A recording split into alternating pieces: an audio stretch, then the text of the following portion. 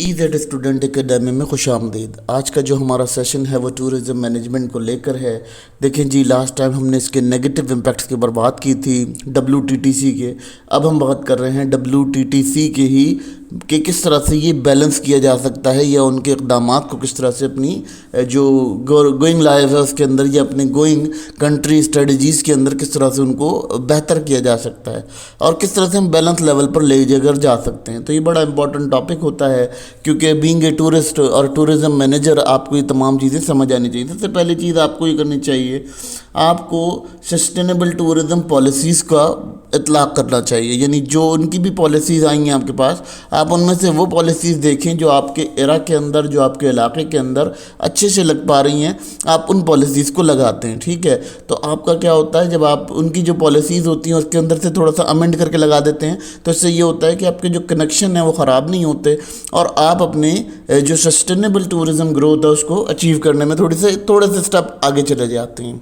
फिर हमें ये करना चाहिए दूसरा काम कि जब हमने पॉलिसीज़ बना ली तो अब हम उन पॉलिसीज़ के ऊपर क्या करें कि हमें उन पॉलिसीज़ को लोकल गवर्नमेंट को पावरफुल करना चाहिए ताकि वो इस काम को बड़े आराम से कर सकें।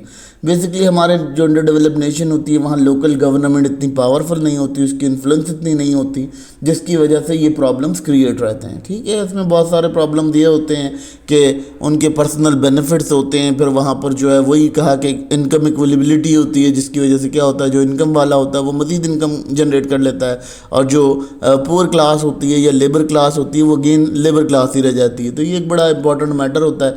तो जब आप लोकल गवर्नेंस को स्ट्रेंथनिंग देंगे तो ऑलमोस्ट आप उनकी पॉलिसी से बहुत अच्छे से फ़ायदा उठा सकेंगे और उनकी वो पॉलिसीज़ अपने मुल्क में लागू कर सकते हैं जिससे आपकी बेहतरीन टूरिज़्म ग्रोथ हो सकती है, जिसकी वजह से आप देख सकते हैं कि टूरिज़्म से आप अच्छा खासा सरमाया कमा सकते हैं।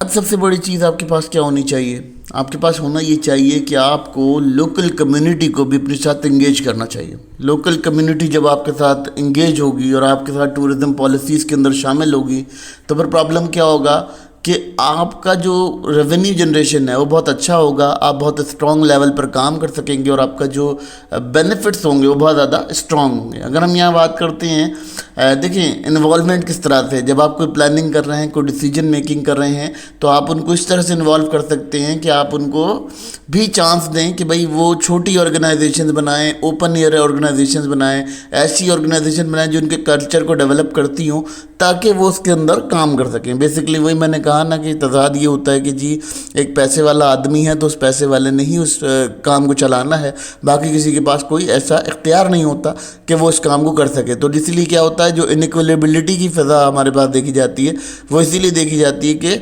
अमीर अमीर होता जा रहा है और गरीब गरीब होता जा रहा है। तो ये टूरिज़्म के भी मसले इसी तरह से जनरेट करते हैं कि अगर हम देखते हैं कि जहाँ से WTTC की जो पॉलिसीज़ आती हैं उन पॉलिसीज़ को हम यहाँ अप्लाई नहीं कर पाते।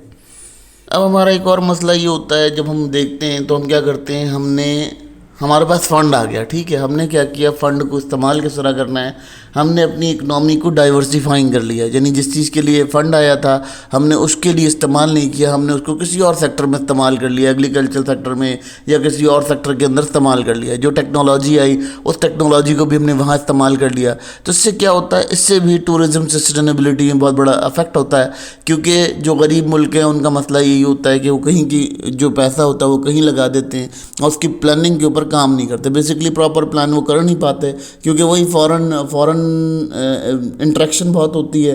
फॉरेन इंटरेक्शन की वजह से क्या होता है, उन्हें बहुत ज़्यादा प्रॉब्लम क्रिएट करनी पड़ती है, उनके साथ बहुत ज़्यादा प्रॉब्लम रहती है।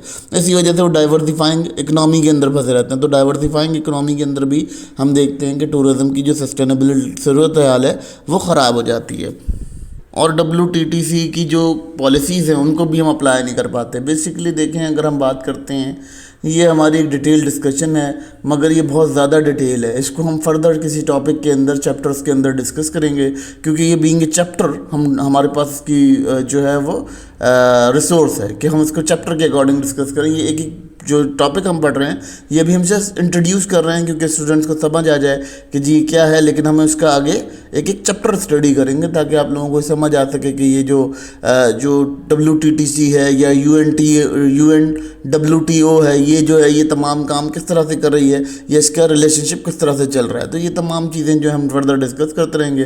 ویسے ہم ٹرانس نیشنل آرگنائزیشنز کے اندر ڈسکس کر رہے تھے، یہ اسی کا ہی پیٹرن چل رہا ہے. اور اس کے بعد ہم گرین پیس پہ جائیں گے. گرین پیس انوائرمنٹ وہ بھی ٹرانس نیشنل آرگنائزیشن ہوتی ہے اور اس کو ہم ڈسکس کریں گے.